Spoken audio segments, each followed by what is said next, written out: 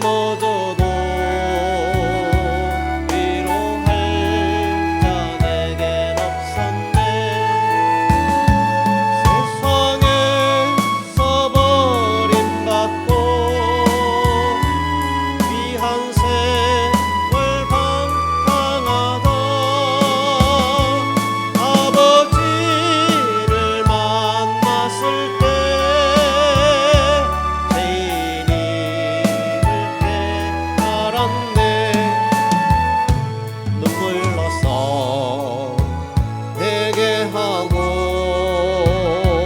아버지의 품에 안기어 제약으로 더럽힌 몸 십자가에 못 박았네. 구원함을 얻은 기쁨 세상에서 제일이라. 영광의 허락하신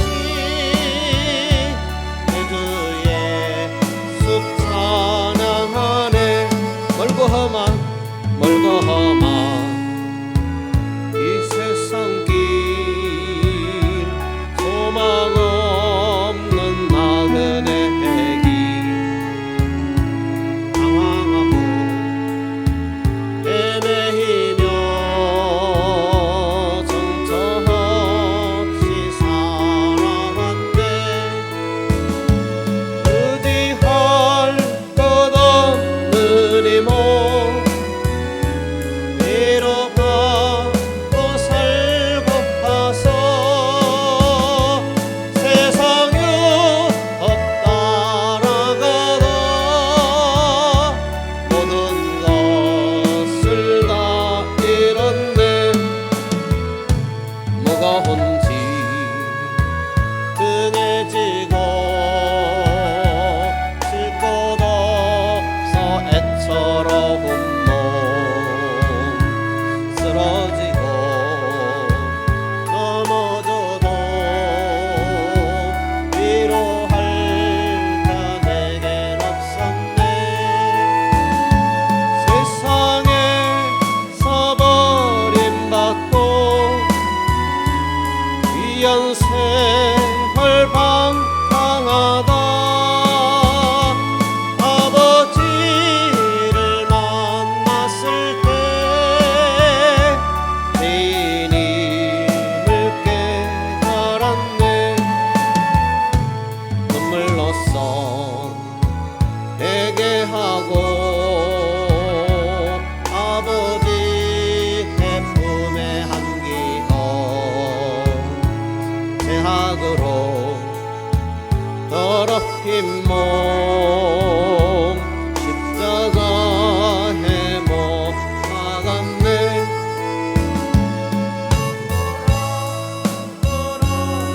기쁨 세상에서 제일이라. 영광의 길 허락하신 내 주의 숲 찬양하네.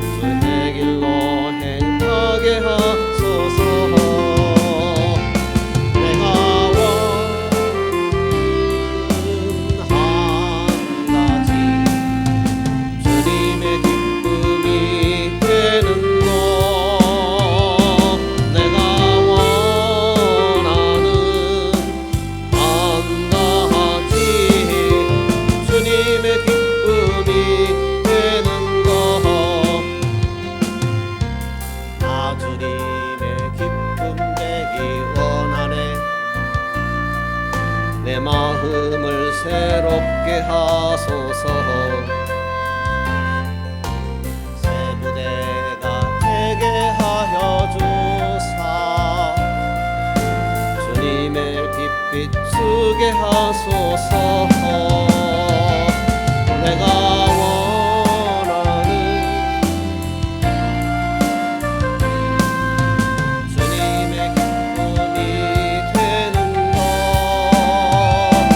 내가 원하는 한 가지 주님의 기쁨이 되는 것, 겸손히 내 마음 드립니다. 나의 모든 것 받으소서. 나의 맘 깨끗게 씻어주사 주의 길로 행하게 하소서. 내가 원하는 한 가지 주님의 기쁨이 되는 것, 내가 원하는 한 가지 주님의 기쁨이 되는 것, 내가 원하는 한 가지 주님의 기쁨이 되는 것, 내가 원하는 한 가지 주님의 기쁨이 되는 것.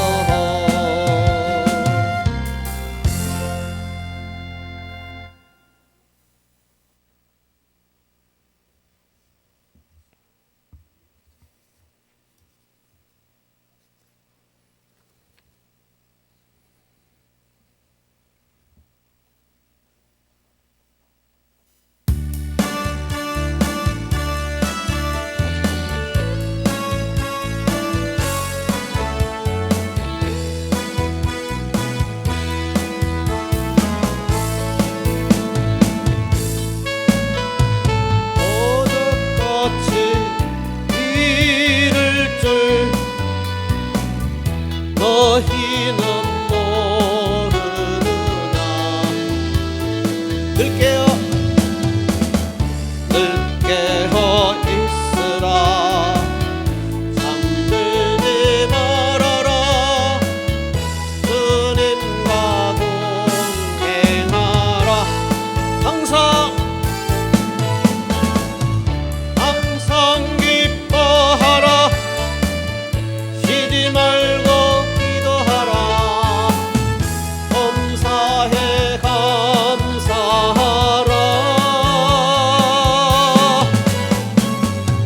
이는 안에서 너희에게 향하신 하나님 뜻이니라.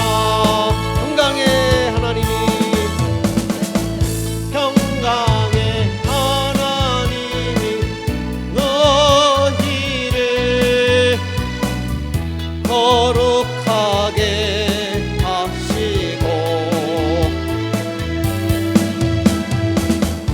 온몸과 영혼이 주실 그날에 흠없기 원하노라.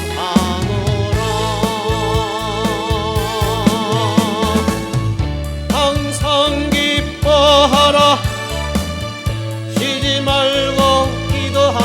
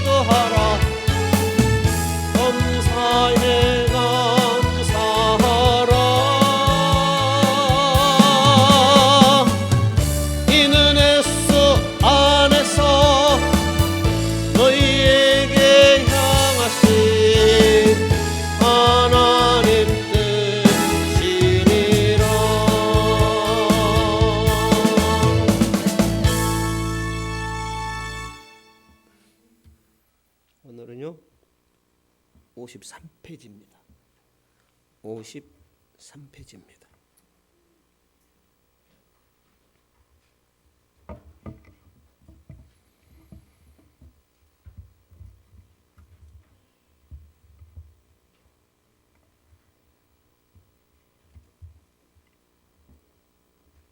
그리스도의 죽음에 대한 더 깊은 이해. 그리스도의 죽음, 귀한 죽음이죠. 우리를 위해서 십자가에 달리시고 또 부활하시고. 그런데 그 죽음에 대한 더 깊은 이해, 좀 더 깊은 면도 이해되잖아요. 알 필요가 있겠죠. 지난번에 보았는데 다시 조금 보면요. 성부 하나님이 가하신 징벌이다. 성부 하나님이 벌을 주신 것이다. 내가 받아야 될 벌이죠. 그런데 예수님께 그 벌을 씌운 거죠. 덮어 씌운 거죠. 그러니까 성부 하나님이 가하신 벌을 예수님이 나 대신 우리 대신 받으셨다라는 겁니다. 하나님의 공의 때문에 예수님이 죄의 값을 지불해야 했다. 하나님의 공의 때문에. 그것은 창세전에 하나님께서 계획하신 일이죠. 사람을 지으시기 전에 하나님께서 이런 부분까지 미리서 계획하신 일이죠. 그런데 하나님의 어떤 계획대로 되는 겁니다. 인간이 죄를 짓게 되고 또 죄를 지었을 때 어떻게 하겠다라는 그런 계획대로 되어지게 된 것이죠. 그래서 하나님의 공의 때문에 예수님께서 때가 되면 이 세상에 오셨고 그 값을 지불하시게 된 것입니다. 삼위일체 하나님 중에 성부 하나님이 죄의 값을 요구하시는 분은 하나님, 본체 하나님이 요구하시고 성자 하나님이 형벌을 지셨어요. 여기에 성부와 성자의 놀라운 사랑이 있다 라는 것이죠. 성경 구절을 읽어드리면 하나님이 죄를 알지도 못하신 일을 우리를 대신하여 죄로 삼으신 것은 우리로 하여금 그 안에서 하나님의 의가 되게 하려 하심이라. 하나님의 의가 되도록. 성도 여러분, 우리는 하나님의 의가 되었습니다. 할렐루야. 예수 믿음으로 하나님의 의가 된 거예요. 그러니까 구원을 받은 것이죠. 구원을 받았다라는 것은 구원이 있다라는 거예요. 내 안에 구원이 있다. 내 안에 구원이 있으니까 이제 천국 가는 일만 남았죠. 예, 그럼 이제 내 마음대로 해도 되나요? 그것을 좀 풀어야 돼요. 그걸 풀어야 돼요. 내 안에 구원이 있으면, 내 안에 예수님이 있으면 내 마음대로 못 살아요. 그러니까 이 부분을 분명히 이해가 되셔야 돼요. 이것은 물론 성경에 나와 있는 것이죠. 로마서를 보세요. 서신서를 보세요. 다 구원받은 사람은 어떻게 살아라 그렇게 돼 있어요. 구원받은 사람은 어떻게 살아라 돼 있어요. 어떻게 하면 구원받는다 아니에요. 구약이나 신약이나 하나님 믿으면 구원받아요. 구약은 신약적으로 풀면 오실 예수를 믿으면 구원받아요. 신약은 예수 믿어야 구원받아요. 그러니까 하나님을 믿어야 구원받아요. 구원은 믿음으로 얻어요. 그렇지만 구원은 받은 백성은 뭐가 있느냐? 구원이 있어요. 안에 구원이 있기 때문에 구원의 삶이 있어요. 그걸 변화라고 합니다. 변화. 그러니까 오늘 나는 예수 믿는데 20년이 되었다, 30년이 되었다, 50년이 되었다. 변화가 없어요. 그러면은 의심을 해봐야 돼요. 내가 구원받은 사람인가? 왜냐하면 구원이 있으면 변화가 일어나야 되거든요. 성경이 그렇게 표현하고 있고 또 성경을 푸른 종교개혁을 일으킨 루터로부터 칼빈으로부터 종교개혁자 모두 한결같이 우리가 구원을 받았다면 구원받은 자는 구원이 있기 때문에 뭐가 있어요? 변화의 삶이 있어요. 반드시 변화의 삶이 있어요. 그러니까 우리가 변화의 삶이 없다면 고민을 해야 되고 또 예전에는 잘 믿었는데 지금 신앙이 내리막길이에요. 그러면 그것도 이상한 문제예요. 할렐루야. 우리는 구원 받았다면 구원이 있다라는 거죠. 구원 받았으니까 구원이 있죠. 그 구원 붙들고 가는 거죠. 예수가 있죠. 구원 받은 사람은 내 안에 예수가 있는 사람이에요. 예수가 있는 사람은 예수 함께 사는 사람이에요. 예수 함께 살면 변화가 있는 거예요. 그러니까 변화가 없어요. 세상의 마음을 뺏기고 아담의 성품을 그대로 가지고 있고 물론 이제 아담의 성품이 온전히 없어질 수는 없어요. 육신의 소욕이 온전히 사라질 수는 없어요. 그러나 너희는 성령을 쫓아 행하라 그랬거든요. 그리하면 육체 욕심을 이루지 아니하리라. 성령의 열매를 맺으라고 했거든요. 그것은 성령을 쫓아 행해야만 돼요. 그래서 우리가 할 일은 성령을 구해야 되죠. 말씀의 길을 기울여야 되지요. 다시 또 정리하자면요. 우리가 구원을 받았어요. 구원을 받았다면은 구원받은 자로서의 합당한 삶이 요구되어진다라는 거죠. 구원받았는데 구원받은 자의 어떤 아무런 책임의식이라든지 또 뭐 부담도 없이 종교 생활을 한다면 예수님께서 바리새인 서기관들에 대해서 자주 책망을 하셨잖아요. 그러면 그 바리새인들에 대해서 마태복음 23장을 보게 되면요. 예수님께서 저주를 퍼부어도 그렇게 퍼부어 놓은 적이 없어요. 그러면 그들은 하나님 믿거든요. 그들은 하나님의 백성으로서 구원받은 줄 알거든요. 그런데 예수님께 그렇게 책망을 받아요. 합당한 삶이 아니었기 때문이죠. 오늘 우리가 구원받았다면 합당한 삶으로 나가야 됩니다. 하나님 말씀의 비침을 받아야 되고 또 그 말씀의 비침에 어떤 합당한 그리스도인으로서 그리스도로 옷 입은 자로서 새로운 피조물로서 삶이 열매가 부족할 때에 거듭난 자로서의 마땅한 삶으로 나아가야 됩니다. 그래야 구원의 확신을 갖죠. 그죠? 나는 확신해. 백날 확신하는데 열매가 없으면 어떻게 그게 확신의 근거가 돼요? 그죠? 확신을 가질 만한 열매가 있을 때 확신할 수 있죠. 왜냐하면 구원받은 자는 이렇게 산다 했으니까 이렇게 살아요. 그러면 확신 가질 수 있어요. 구원받은 자는 이렇게 살라고 했는데 안 살아요. 그러면은 무엇으로 확신을 가져요? 예수 믿으면 구원이니까 나 확신 가졌다. 그게 확신인가요? 그것은 설득력이 없죠. 지금 하고 있는 이런 내용들은 굉장히 중요합니다. 굉장히 중요하고요. 이런 내용들을 듣고 잊으셔도 됩니다. 그러나 결정적인 순간에 생각이 나는 거예요. 이단들이 공격할 때, 달콤한 소리 할 때, 예를 들어서 요한계시록을 알아야 된다. 요한계시록을 알아야 구원받습니까? 그거 아니거든요. 계시록은 어려운 문제가 아니에요. 어렵게 풀이해놔서 문제지. 왜 계시록이 그렇게 쓰여졌어요? 계시록이 그렇게 쓰여진 이유는 무엇인가 하면은 당시에 사도 요한 시대에 사도 요한을 통해서 기록했거든요. 사도 요한 시대에 핍박을 받았죠. 로마의 지배하에 있었죠.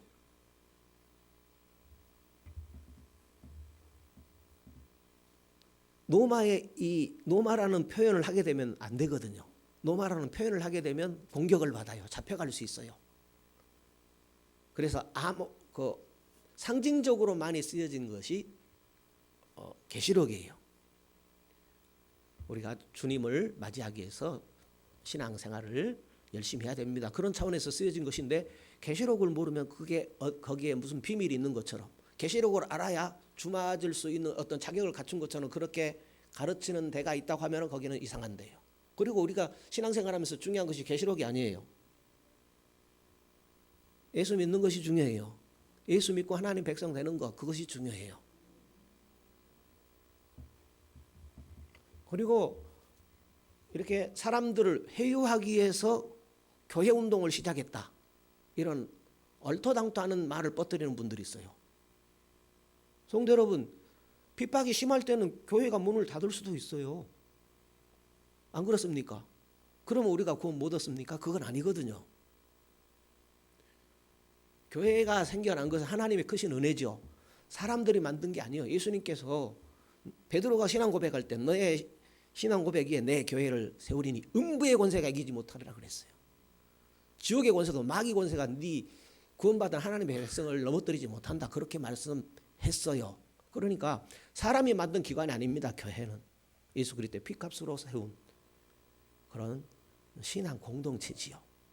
공동체로 주어진 이 은혜를, 이 삶을 믿음으로 살아가야 되겠죠. 은혜로 살아가야 되겠죠. 은혜의 문이 닫히면 핍박이 있고 신앙생활하기 곤란하게 되면 은혜의 문이 닫히는 거죠. 그렇다고 구원 못 받는 건 아니에요. 우리에게 구원의 문이 열려 있을 때에, 은혜가 있을 때에 열심히 신앙생활 해야 될 줄로 믿습니다.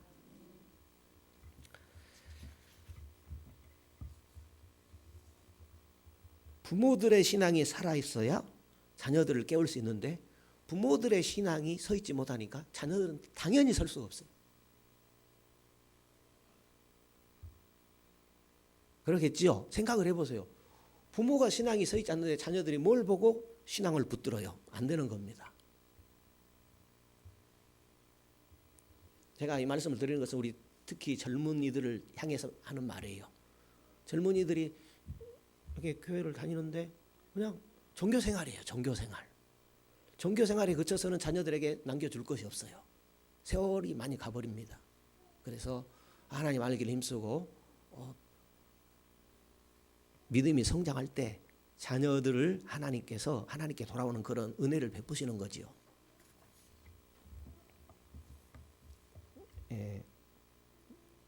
조금 곁길로 갔습니다만 그 다음에 성부 하나님이 가신 징벌이다라는 거죠. 예수님의 죽음에 대한 더 깊은 면이요. 그 다음에 영원한 고통이 아니라 완전한 지불이다. 그리스도의 죽음.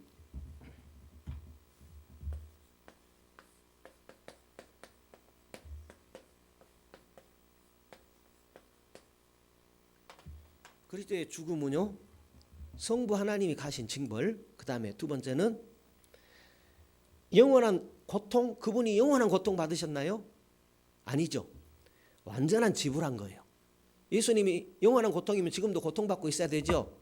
아니에요. 십자가에서 단번에 우리 죄를 사셨어요. 그러니까 완전 속죄, 완전히 죄값을 지불했다라는 거죠. 이것이 우리가 알아야 될 내용입니다. 우리가 우리의 죄값을 지불하려고 하면 하나님과 분리된 상태에서 영원히 죄값 당해야 돼요. 그죠? 내가 죄값을 치른다고 해봐요. 그냥 치를 수도 없지만 영원히 죽어서 지옥 형벌 당하는 거예요. 그거 외에는 다른 방법이 없죠. 아무리 당해도 하나님과 바른 관계를 우리로서는 회복할 수 없죠. 예수님은 죄값을 완벽하게 끝까지 치르실 수 있었다. 그죠? 예수님은 완벽하게 죄값을 치르셨지요. 그것을 이해하면 되겠습니다. 예수님은 죄값을 완전히 지불하셨다.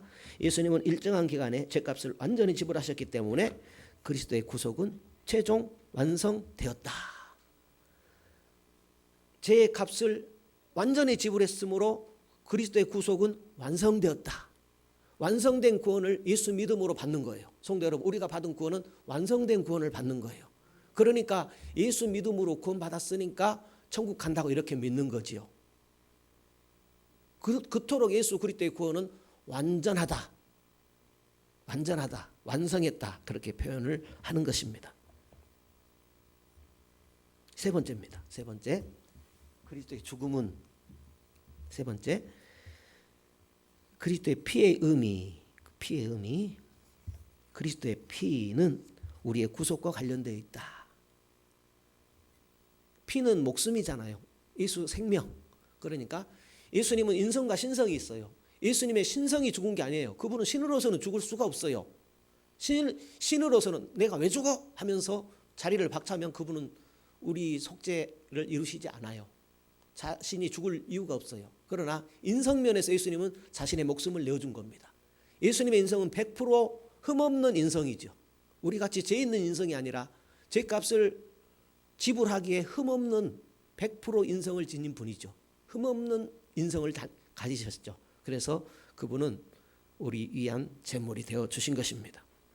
그리스도의 피는, 그리스도의 생명은, 그러니까 예수님의 인성의 측면은 우리의 구속과 관련이 있습니다. 그리스도는 우리의 구속을 위해 죽으실 때 생명의 피를 흘리셨습니다.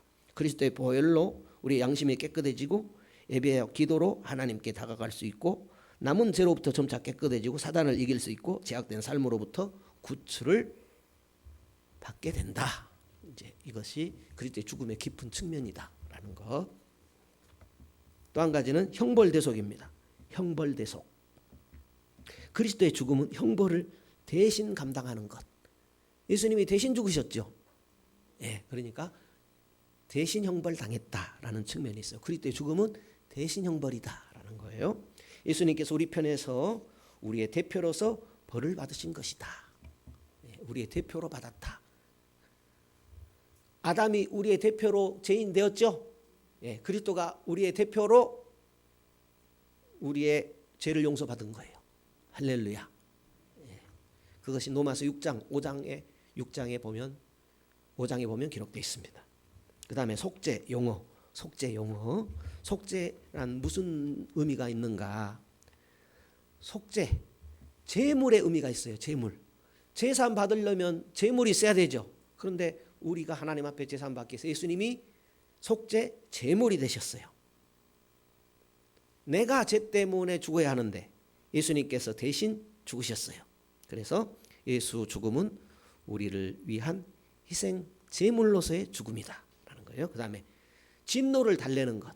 누구의 진노? 하나님의 진노를 달래는 것. 예수님의 죽음은 영원한 지옥 형벌로 집어넣어야 되죠. 왜냐하면 하나님을 반역했기 때문에. 그러니까 예수님의 형벌은 하나님의 진노를 달래는 의미가 있어요. 진노 달램. 우리가 죄에 대한 하나님의 진노를 당해야 하는데 예수께서 우리가 당해야 할 하나님의 진노를 당하셨어요. 예수님은 우리의 죄에 대한 하나님의 진노를 돌리시는 것이었어요. 예수님의 죽음은 우리의 죄에 대한 하나님의 진노를 자신의 죽음으로 돌리셨다라는 거. 그 다음에 화해의 의미가 있어요. 우리가 우리 죄 때문에 하나님으로부터 분리되어 있었다. 그죠? 우리는 내가 내 죄 때문에 하나님과 영원한 이별 상태예요. 어느 누구든지 의인은 없나니 하나도 없어요. 스스로는. 그 하나님과 화해되는 방법은 예수 믿는 것밖에 없어요. 그러니까 이 속죄한 의미는 예수님의 속죄의 의미는 화해의 의미가 있어요. 화해의 의미. 그 다음에 네 번째 또 한 가지는 구속의 의미가 있어요. 우리가 죄와 사단의 왕국의 메인 노예였죠. 공중 권세 아래서 살 수밖에 없는, 지금도 공중 권세는 미혹하죠. 살 수밖에 없는 그런 존재인데 예수님께서 노예 상태에 있는 우리를 위해 자신을 속전으로 값으로 지불했습니다. 예수님은 자신을 속전으로 지불하시고 우리를 노예 상태에서 풀어주셨습니다. 이것이 구속입니다. 우리는 풀려났어요. 속박에서 풀려났어요. 그러니까 예수님의 속죄의 의미는 이런 네 가지 정도의 의미가 있다라는 거 기억하시면 되겠습니다. 권사님 점심밥 맛있게 먹었습니다. 생신을 축하드리고요. 앞으로 더욱더 건강하십시오.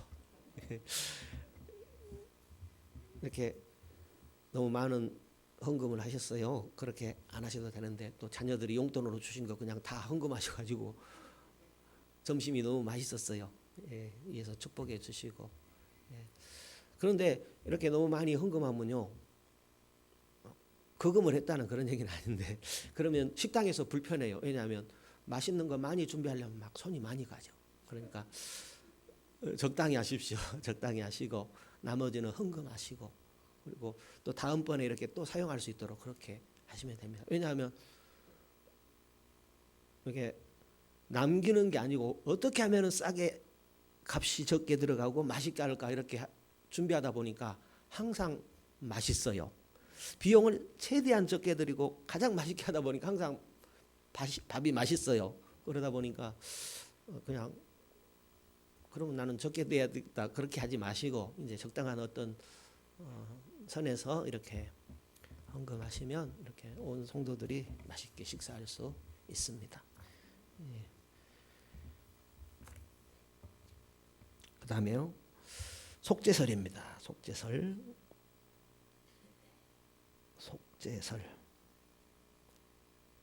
설 하니까 좀 어렵네요. 저도 속죄설.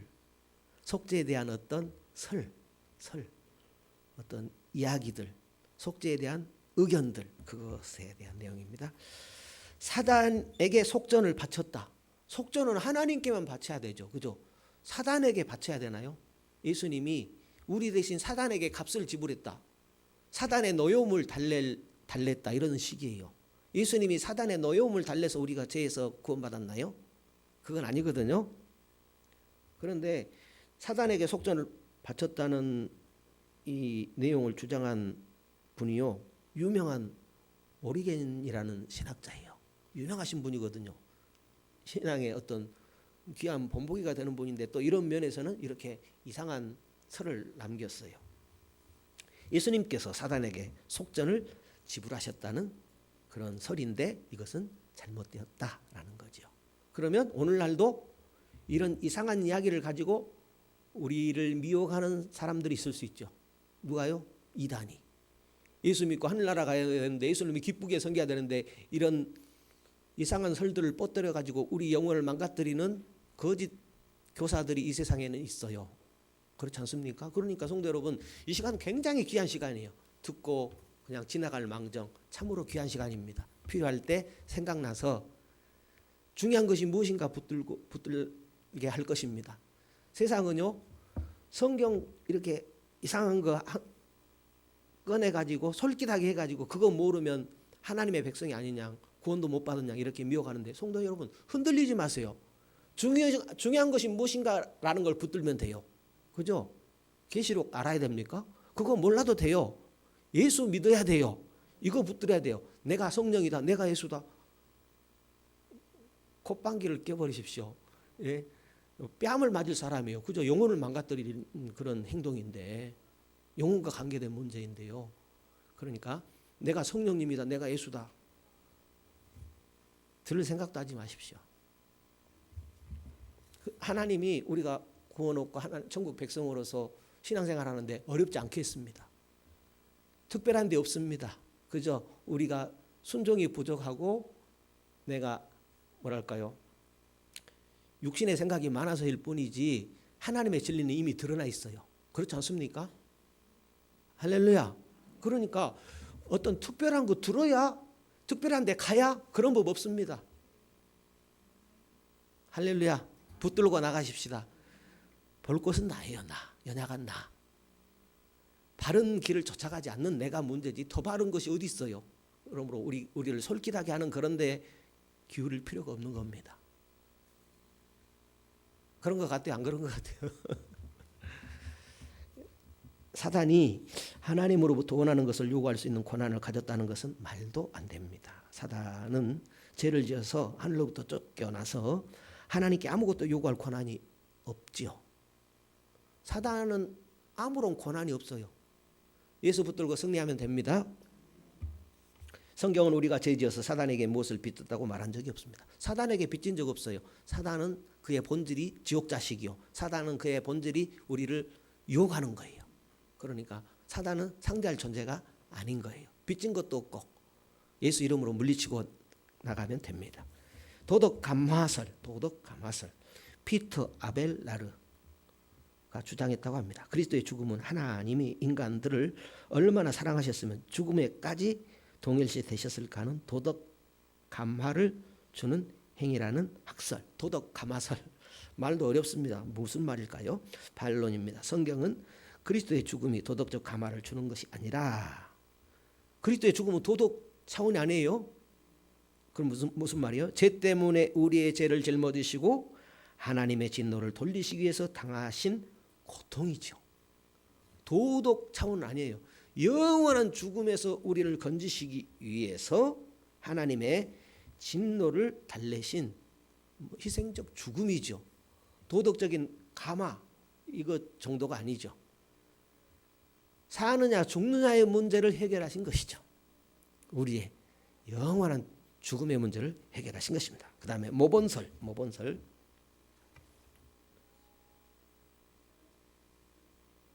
비슷한 말입니다.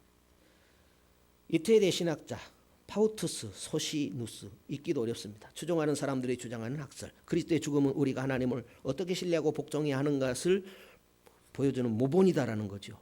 그리스도가 우리의 모본이 되셨습니까? 아니죠. 우리의 구주가 되셨죠. 우리를 건져주시는 구세주 하나님이 되셨죠. 성경은 그리스도의 죽음을 죄값을 지불했다. 구원자시다. 하나님이다. 하나님의 아들이다. 이렇게 표현하고 있습니다. 통치설입니다. 화란의 신학자 휴고 그로티우스가 주장한 학설입니다. 하나님은 세계의 도덕적 통치자로서 자신의 법을 위반한 사람들에게 일종의 벌을 가한다는 학설. 좀 이상하지요? 그런데 이렇게 애매한 것을 통치설 막 하면 듣도 보도 못한 것으로 미혹하면 그런가 보다 하고 달콤하게 가르치면 미혹될 수 있다라는 거예요. 지금 세상에 말 잘하는 분들 많지요. 말 잘하는 것으로 우리의 이성을 이렇게 빼앗아 버려요. 참 말이 무섭습니다. 말 잘하는 사람들 기가 솔깃하지요. 그런데 우리의 이성을 무릎 꿇게 만들어 버려요, 말로. 그러면 그게 그런가 보다 하고 중요한 믿음을 갖고 있으면서도 그거 내려놓고 거기에 솔깃해 버리는 거예요. 그러니까 이상한데 신경 쓸 거 없습니다. 이 학설은 예수님께서 우리 죄를 짊어지시고 십자가에서 죽으셨다는 성경의 교훈을 설명하지 못한다. 이 학설은 지금 통치서입니다. 하나님이 마음만 먹으면 예수 그리스도의 죽음이 없어도 우리를 용서하실 수 있다고 함으로써 속죄의 객관적인 근거를 무시하는 것이다. 넘어갑니다. 그리스도께서 지옥으로 내려가셨는가? 그리스도께서 지옥으로 내려가셨는가? 속죄설. 예수님이 죽으셨잖아요. 우리의 죄를 속하기 위해서. 그러면 지옥으로 내려가셨다는 말인가? 어때요? 지옥에 주님이 3일간 계셨다 이렇게 말하면 여러분 어떻게 이해하시렵니까? 어떻게 받아들이시렵니까? 그럼 그런갑다 하고 중요한 문제 아니거든요. 그렇지만 이제 이 문제를 여기서 언급하는 겁니다. 그가 지옥에 내려가셨다는 표현은 성경에 없다. 예수님은 지옥에 내려간 적이 없어요. 예, 오늘 아십시다. 누가 예수님은 3일간 죽으셨으니까 지옥에 내려가신 거 아니냐 그런 말하면은 내비두세요. 그러라고. 주님은 지옥에 내려가신 적이 없어요. 3일 만에 부활하셨지만 지옥에 내려가신 적은 없습니다. 사도신경에는 그가 십자가에 달리시고 죽으시고 매장되시고 지옥에 내려가시고 제3일에 죽은 자들로부터 다시 살아나셨다는 어느 시점에 사용하던 사도신경이 있다고 합니다. 그렇지만 그것은 잠시 있다 사라진, 그러니까 좀 잘 이해하지 못한 사람들이 만들어낸 성경을 어느 구절을 오해한 사람들의 잠시 사용했던 신앙 고백에 불과해요. 이제 그것까지 말하고 있어요. 그러니까 주님께서 지옥에 내려간 적이 있는가? 없다. 없다라는 것 꼭 기억하시면 되겠습니다. 칼빈 59페이지입니다. 59페이지. 칼빈. 그리스도는 이미 십자가에서 지옥의 고통을 당하셨다. 예수님의 지옥 고통은 지옥에 내려간 게 아니라 십자가에 그분이 매달리신 것이 지옥의 고통이었다. 그 표현입니다. 따라서 그가 지옥에 내려가셨다는 것은 그가 육체적인 죽음을 당하셨을 뿐 아니라 지옥의 고통, 그러니까 하나님의 진노의 고통을 당하시고 공의로운 심판을 당하신 것, 그것을 지옥 고통을 당하셨다 그렇게 표현한 것이지 예수님이 지옥에 내려가신 적이 없어요. 할렐루야. 그러니까 그런 것으로 이렇다 저렇다 왈가왈부하는 것에 대해서 우리가 귀 기울일 필요 없어요. 그것은 중요한 문제가 아니에요. 그리고 지옥에 내려가신 적 없다. 우리는 이렇게 받아들이면 됩니다. 그 다음에 하이델베르크에 있는 내용입니다. 나의 주 그리스도께서 십자가에서와 그 이전의 영혼에 표현할 수 없는 고뇌와 고통과 공포를 당하셔서 나를 지옥의 고뇌와 고통으로부터 구속하셨다. 넘어갑니다. 웨스트민스터 대유리 문답입니다. 부활하실 때까지 계속 죽음의 상태와 능력하에 있었다는 의미. 3일 만에 부활했지요. 죽음의 상태와 능력하에 있었다라는 그런 의미지 옥에 내려간 적 없다. 지옥에 내려간 적 없다라는 거예요. 아멘을 좀 하셔야 될 텐데 속으로 하셨겠죠. 사도행전 2장 27절 내 영혼을 음부에 버리지 아니하시며 하는 구절이 있어요. 내 영혼을 음부에 버리지 아니하시며, 그 구절을 오해해서 옥으로 생각하면 안 된다, 지옥으로 생각하면 안 된다라는 거예요. 그 다음에 로마서 10장 6, 7절 누가 음부에 내려가겠느냐 하지 말라 하니 내려가겠느냐 하면 그리스도를 죽은 자 가운데서 모셔 올리려는 것이다 라는 구절이 있어요. 이것도 이 음부도 지옥을 말하는 게 아니에요. 음부라는 표현이 있는데 지옥을 말하는 것이 아니다 라고 아시면 되겠어요. 에베소서 4장 8, 9절 땅 아래 곳으로 내리셨던 것이 아니면 무엇이냐. 예수님이 땅 죽으셨죠. 그러면 무덤에 갇히셨죠. 그것이 땅 아래 곳으로 갔나요? 왜냐하면 땅 아래 곳으로 써졌어요. 땅 아래 곳. 땅 아래. 땅 아래면 어디예요? 땅 아래면 어디예요? 땅 아래 곧 지옥인가요? 그러면 또 솔깃할 수 있어요. 주님은 지옥에 가신 적 없어요. 예, 그러면 여기 무슨 그러면 노마스 어디죠? 땅 아래 곳. 예, 에베소서 4장 8, 9절에 땅 아래 곳, 8절에 땅 아래 곳이라고 되어 있는데 그것은 무엇을 말하냐면 원어를 제대로 풀어버려야 돼요. 땅이라는 아래 곳. 뭐라고요? 땅이라는 아래 곳. 땅은 아래에 있죠. 예, 예수님이 땅이라는 아래 곳에 내려갔다 그 말입니다. 그러니까 우리나라 말로 이렇게 번역을 함에 있어서 땅 아래 곳으로 이렇게 표현할 수 있겠죠. 비슷한 말 같잖아요. 그런데 정확히 풀면 땅이라는 아래에 내려가셨다. 지옥에 간 게 아니라는 얘기예요. 그런데 이걸 위의 것을 우리나라 어떤 어법으로 이해하려면은 땅 아래 곳 하니까 지옥인가 보다 이렇게 볼 수 있잖아요. 그런데 그 뜻이 아니라 땅이라는 아래 곳으로 주님이 내려가셨다, 거하셨다 하는 그런 의미입니다. 베드로전서 3장 18절에 저가 또한 영으로 옥에 있는 영들에게 전하셨다. 영으로 옥에 있는 영들에게 전하셨다. 누가? 그리스도가 영으로 옥, 지옥에 있는 영들에게 전하셨다. 이제 이런 표현인데요. 그게 아니라는 거죠.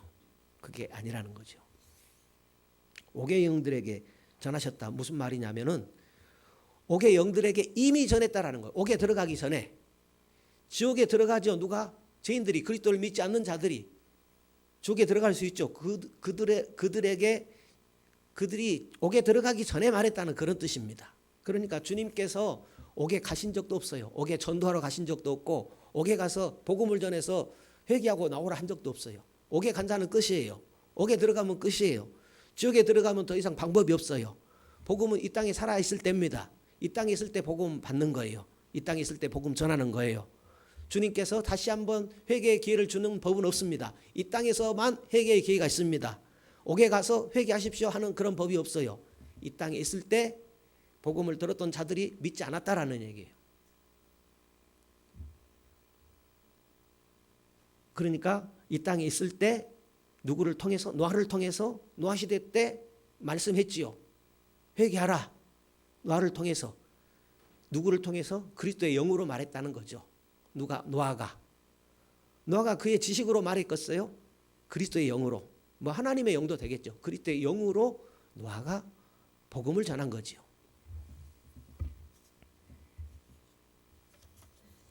그런 내용입니다. 그런 내용이 적혀져 있다라는 것입니다.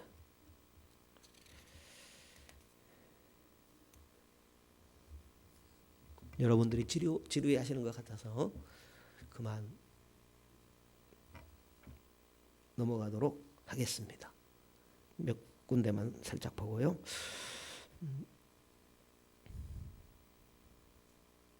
이런 내용도 있어요. 그리스도께서 타락한 천사들에게 설교하셨다는 의미인가? 그리스도께서 타락한 천사들에게 정죄를 선포하셨다는 의미인가라는 거죠. 베드로는 독자들에게 그들을 압박하는 귀신들도 그리스도에게 격퇴당한 것을 보여줌으로써 그들을 격퇴했다는 것이다라는 것인데 엉뚱한 이야기라는 것이죠.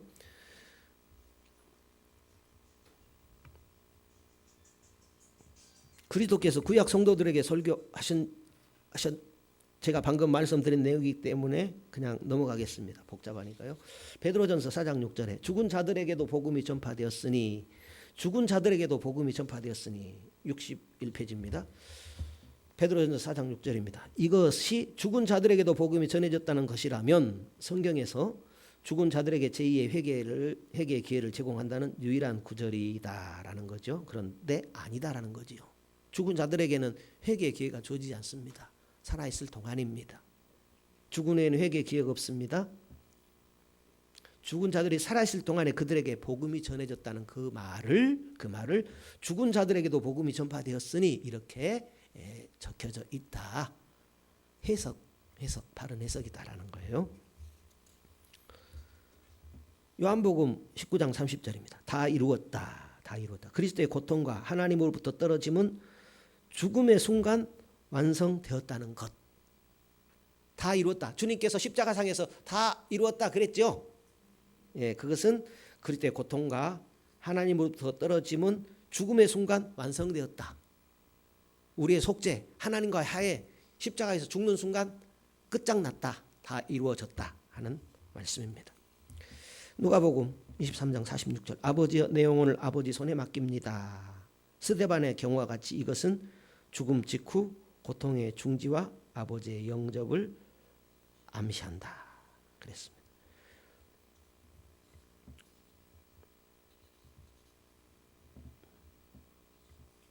이 정도 하겠습니다. 이 정도 하시고 다음에 속죄의 범위 하고 이제 부활 승천 이제 굉장히 중요한 내용입니다. 그리스도 우리가 예수 그리스도를 믿잖아요. 기독론은 그리스도론이라는 거거든요. 우리가 예수 믿지요. 예수 믿어야 구원이죠. 그러면 기독론이라는 것은 예수님은 이런 분이시다라는 거거든요. 굉장히 중요한 내용입니다. 그러니까 우리가 하는 내용들이 시간 매우 중요합니다.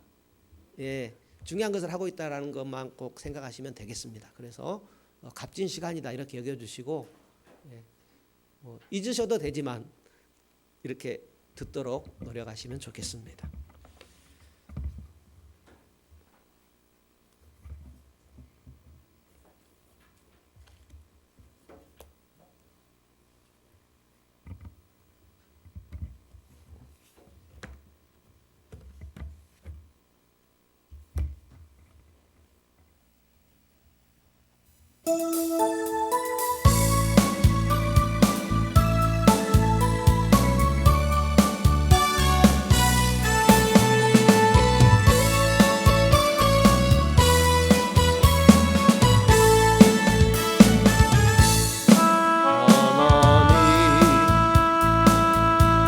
독생자 예수 날 위하여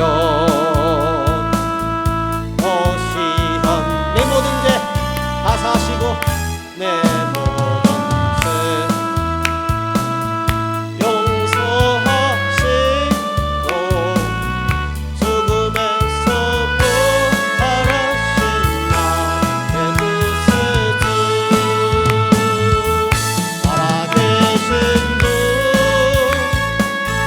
나의 참된 소망 걱정 근심 전혀 없네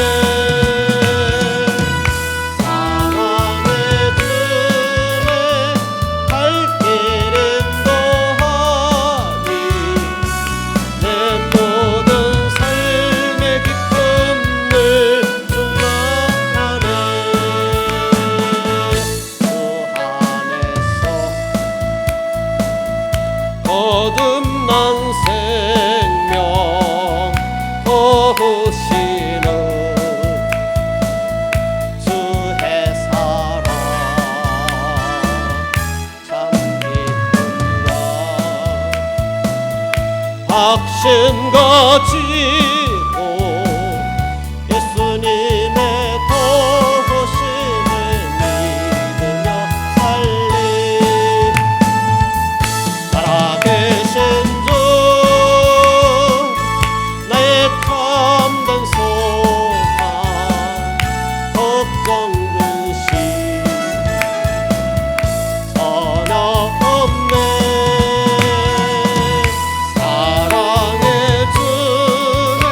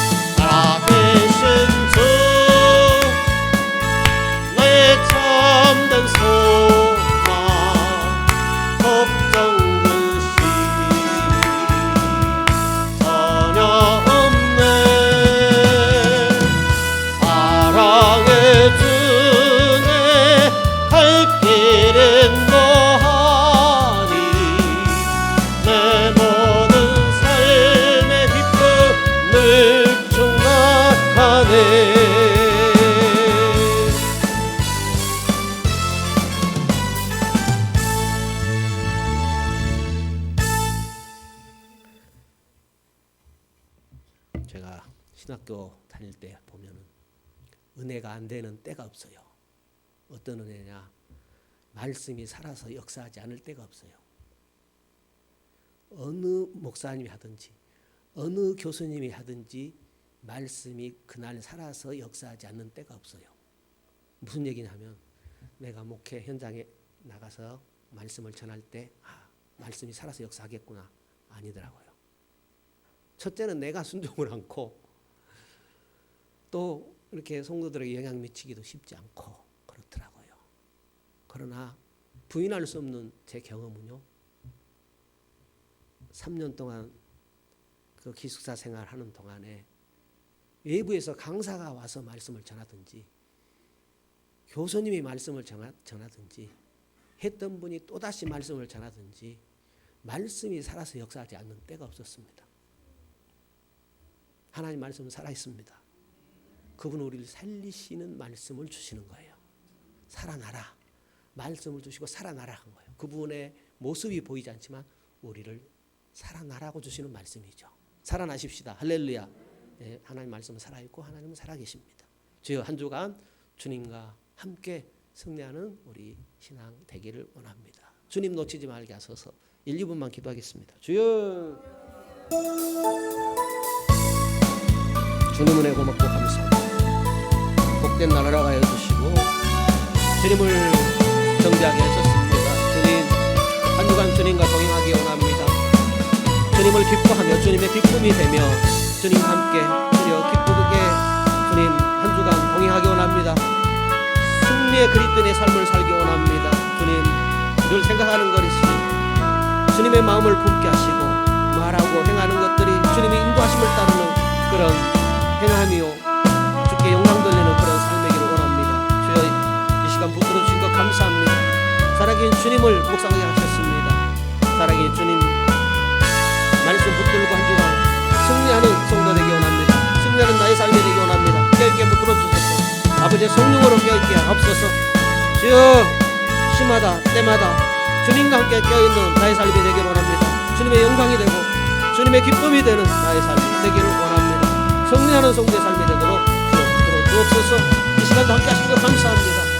위에도 하나님이 함께 하시는 귀한 역사가 있기를 원합니다. 오 주님 감사 찬송.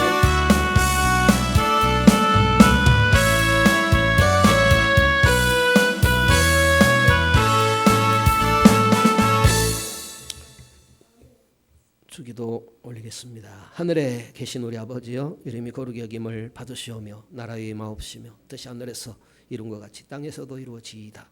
오늘날 우리에게 일용할 양식을 주옵시고 우리가 우리에게 죄 지은 자를 사하여 준 것 같이 우리 죄를 사하여 주옵시고 우리를 시험에 들게 하지 마옵시고 다만 악에서 구하옵소서.